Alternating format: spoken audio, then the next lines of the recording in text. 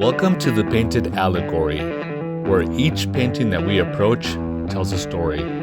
Join us as we celebrate our unsung heroes through the art of the painted journal.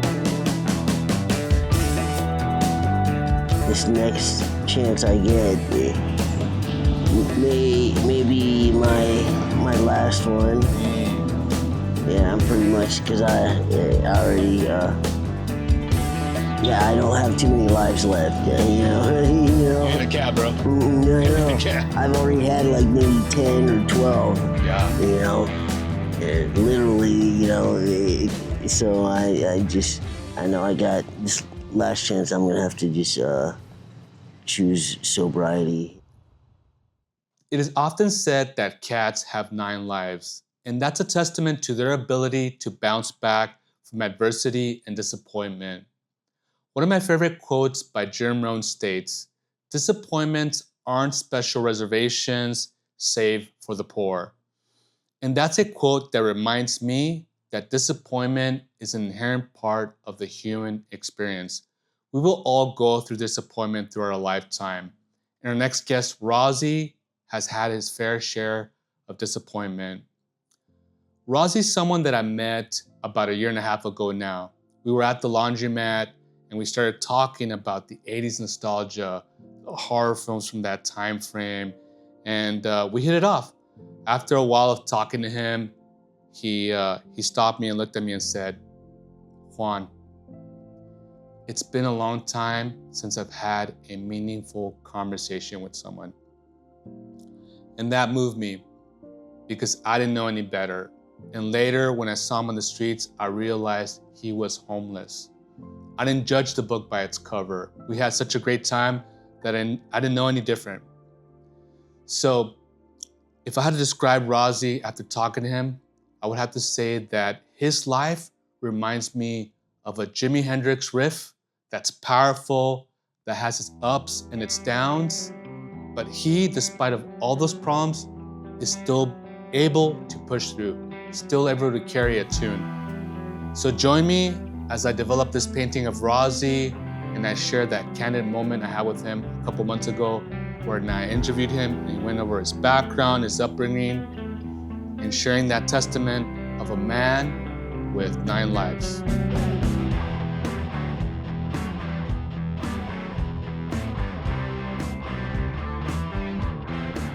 I was born in San Jose, California, but I grew up in San Diego. Most of my life, all my life, in San Diego, California. You graduated from high school over there? Yeah. Mm-hmm. And after high school, where'd you go after that? Well, actually, it was an attempt to, like my, junior year of high school. With my family thing, to kind of sort of reunite me with my father. In my senior year, I actually moved back to San Jose, where he was, to do that last year of high school there. Okay. And kind of a bonding thing, you know, try and see if that would work. Because we never, you know, it was a strained relationship, never knew each other. Oh, and wow. so that of course failed miserably. You know, I just went out there and partied even more in a better area, you know, and more access to more parties, you know. And so after that senior year, I went to. He's the type that was always against like the military. So of course that's what I chose, to go into the military. Oh, you did? Yeah, and What branch did you go into? I went into the Army, and I was always like in the mindset of rebellion. I joined something, but still giving it the finger the whole while. You know, and so it didn't make sense at the time. I was really conflicted. But I went into the Army. Before that, I was supposed to go into the Marine Corps, you know, Wow. and I excelled in that aspect. You know, I remember doing devil dog training, and I was devil puffed, and I was like just, you know, hoorah. I was the Marine Corps. Was what fascinated me at the time. and so I was set to go in. I became a recruiter's assistant, getting guys in, and for that I was set to go in like as an E3, well, advanced, you know, I was, Right, like a Lance Corporal. yeah, or or going in to it, you know, and I didn't see the depth of, you know, I could have made that my life's career if I would have had some support or just anybody, you know, there. I look back, you know, somebody there would have just said, you know, yeah, good job, you know, keep doing what you're doing. I would have made it my life and been happy. So I went into the Army, stayed there for about a year, and then got out, you know, a general discharge, you know, because, you know, I wish I would have stayed, you know, made that my career now, you know, but my life's thing. Why'd you get a general discharge, if you don't mind me asking? I was partying too much, you know, it's the height of my alcoholism, so I was drinking, getting, you know, drunk on duty, and drinking underage, and always getting write-ups like that. So Still living the life still. After high school. After high school, just continuing it, you know, with different, you know, same vices, but, you know, just different ways. Right. What was your mom in the picture? Like, did she feel proud that you were joining the military? Did she kind of was indifferent about it, or how was that experience with your mom? My mom, she, you know, she saw, for some reason, she always thought I was trying to shirk responsibility on my life when I was, even when I wasn't, when I was trying to that's interesting. reach out and, you know, and do something responsible. Productive and responsible. She's like, oh, you're just trying to like work the system or something. System. Yeah. Every step of the way. Interesting. But did she communicate that with you, or did you just feel that way? No, she communicated it with me, you know, all the time, till points in my life where I just said, screw it, I might as well, you know, and so I started doing that, you know, and living that way.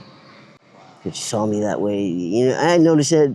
Fast forward, I noticed that with all my relationships, with female relationships, I just realized right now, like, I continued that type of thing. Like, I remember, like, being accused of cheating. Yeah. For example, and you know, darn well I wasn't. You know, I know I was. God knows I wasn't. I was genuine, and to the point where eventually, after being accused of cheating by her sister-in-law, I mean, everybody, I just went ahead and started doing it. Interesting, you know? man. Because they put me in that mold already, you know? It didn't make a difference whether you did or not, right, at the time? Yeah, it didn't.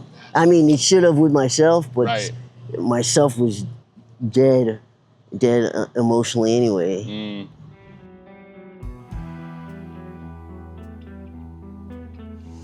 When you saw your father for that short period, did you guys end up on bad terms, or did you guys like resolve some of that separation you guys had for such a long time? And No, we didn't. It just he was like an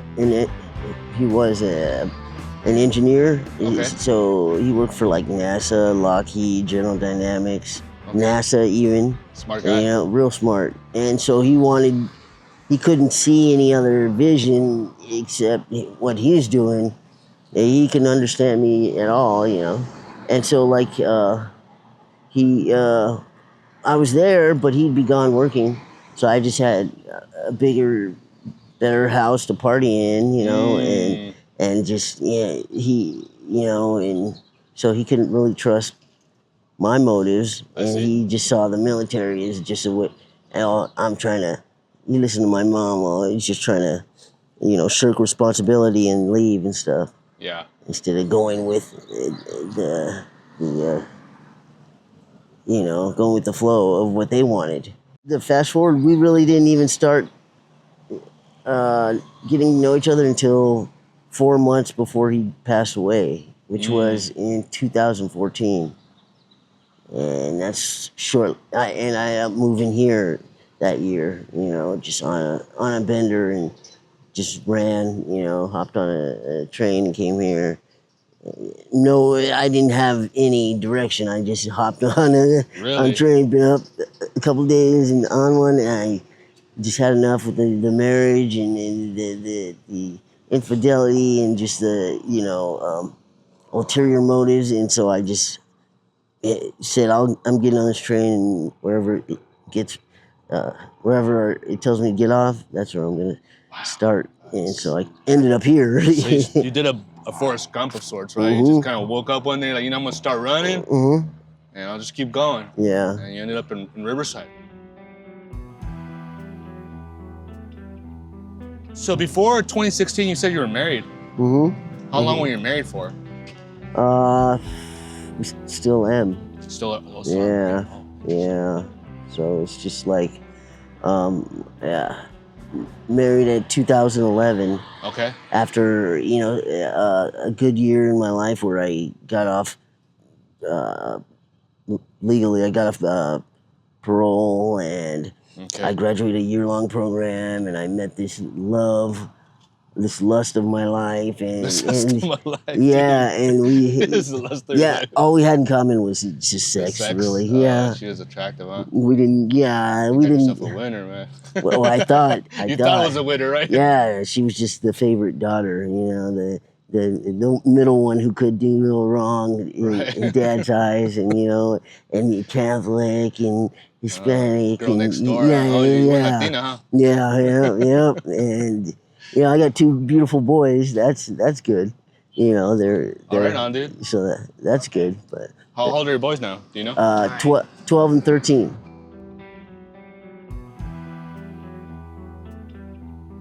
I'm giving myself like an ultimatum. At least be there by the time they're 18. Okay. When they're adults, separated, can think on their own, because they're still thinking under the wing of moms, like I was. I know. So when I was 18 to 21, that's when I really wanted to know, what transpired, and I could think on my own. Do you think the same sort of power dynamic's gonna show up with your wife and your children, or are you giving her the shot to say, maybe this will be different between my relationship and my mom and your wife's relationship and their kids? Like, do you feel like it'll be the same? It'll be the same. Yeah. Are you? But I'm not in the same respect where I'm gonna view them like he viewed me, because like I was saying, we had like that 4 months, and then he ended up. I found out he ended up passing away from diabetes because he didn't take his medication for like a year. Oh man! And he was forced into retirement because he was always a workaholic, and so I think it was a depression, suicide move, because when he went and retired, he bought a bar. Okay. And he had money, dude. Yeah. Lots of money. Lots of money, and he day traded for a hobby. Bought fixer-uppers and flipped homes, and he bought the bar and became his best customer, and started drinking again, and didn't take his medication, so. Sorry to hear that, dude. That's tough. Yeah, me That's too. a tough way to go, man. Because I think that's what drove me into ending up here. Yeah, catalyst. Man. Yeah.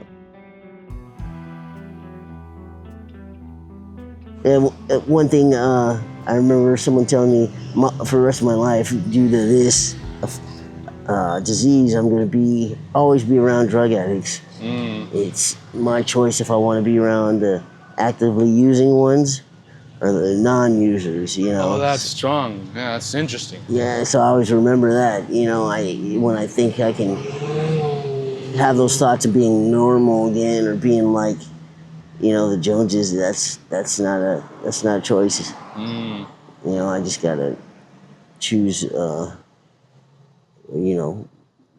users or non-users. And nowadays, I notice it's not just drug users. When I was younger, there'd be, when people said users, You thought about drugs, but now people on the streets are just users, period. They'll use you for anything. They're people users, you know. Oh, I see. It's gone beyond the magnitude of just drugs, you know. It's something deeper in their core, where they're just users across the board, you know. That's intense, dude.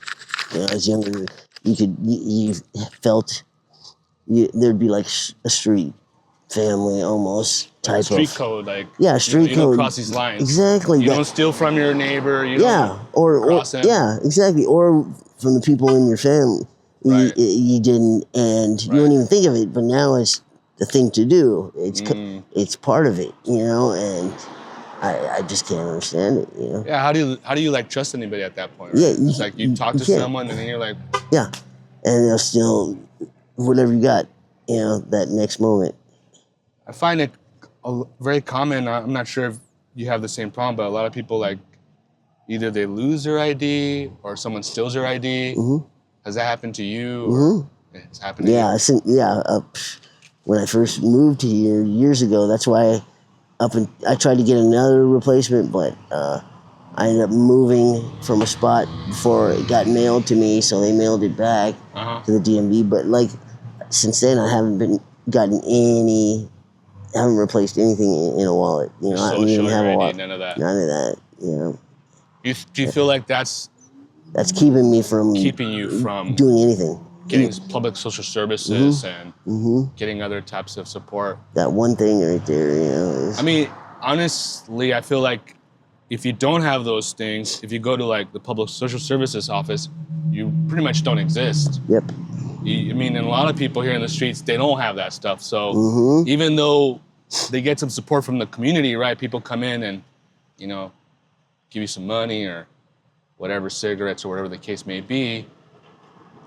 When it comes to the government doesn't really know what's really going on with a lot of people, because I don't know how many times I've talked to someone, they're like, I don't have my identification. Yep. I don't have it. So how do you get EBT? How do you get general assistance? You know, it's like, you don't. You just make do with what you have in the neighborhood, in the community, whoever supports you. Yep.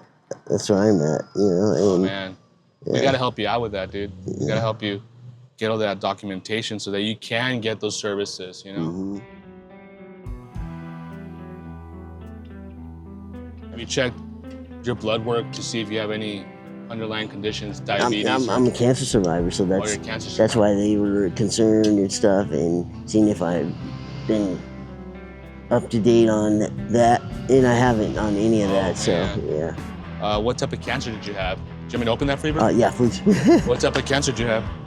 Non-Hodgkin's lymphoma. Yeah. Where does that primarily reside in your body? It was like your lymph nodes? Lymphatic system, yeah. Got it. But it attacked like on my spine and it made me paraplegic from the chest down back in 2000. Yeah. So in 2000, it attacked your spine and you started experiencing what? Problems walking and... Oh, no, I was paralyzed. You paralyzed you? For about a whole year. Yeah. And then you recovered after that, or you just stayed in a wheelchair? They did chemo. No, I recently just chose the wheelchair. Maybe I had the amputation in 2015. Okay. As an indirect, cause stemming from not the cancer, but from the chemotherapy, the radiation destroying my bones. It killed the cancer, but killed some of my bones, and part of that was my ankle, which, it deteriorated.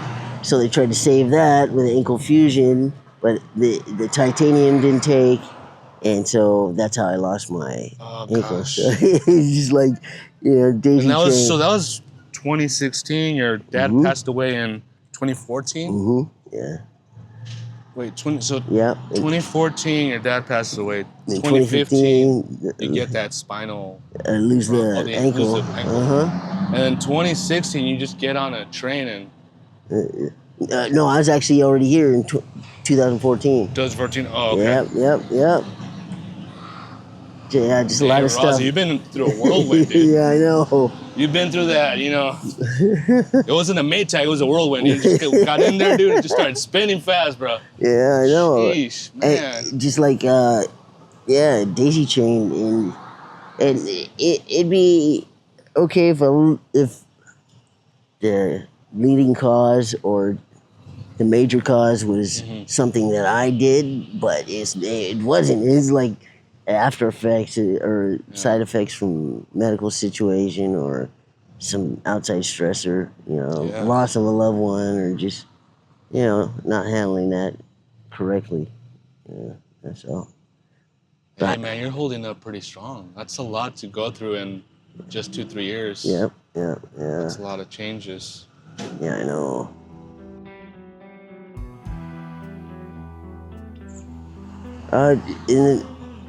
Very soon, I want to get off this roller coaster on the streets because it's like I know, this next chance I get may be my last one.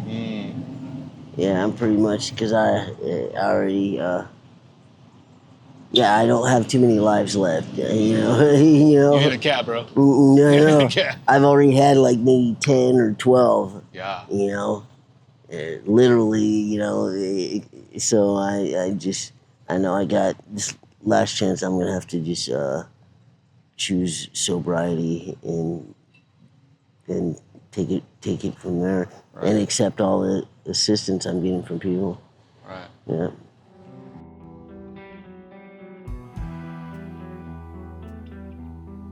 You mentioned that accepting the assistance, right? Did you find there was a time maybe you went through rehab and didn't quite follow through with certain things, or is that why you're bringing that up, or? Yeah. Yeah. I want to.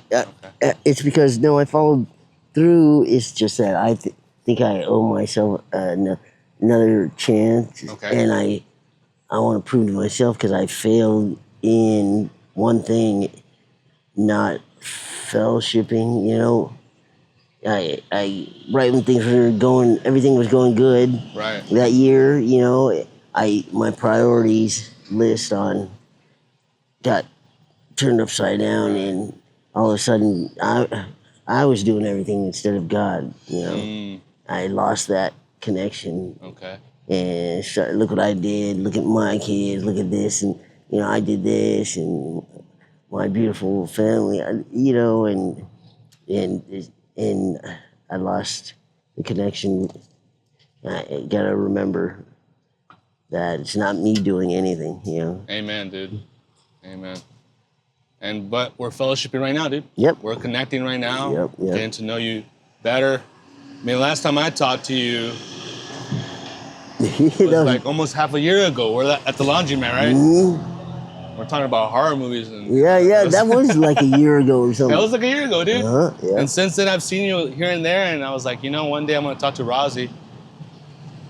I'm glad you did, man. I'm glad. Thank you, brother. I appreciate your time, and God bless you. Wish you the best, man. Thank you. And looking forward to seeing you, you know, make some progress there. I'll be around, man. Okay. As we reflect on Rossi's journey, it's clear that the absence of external support often pushes us to rely on ourselves and our faith.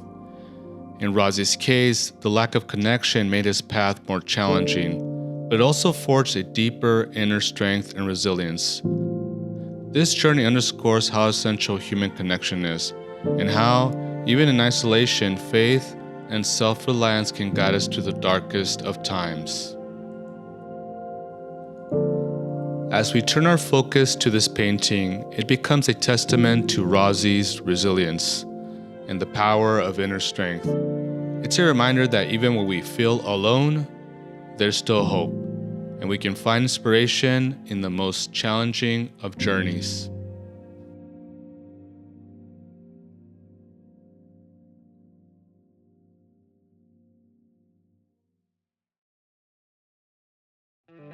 Thank you guys so much for sticking around to the end. I really do appreciate your support and watching the story.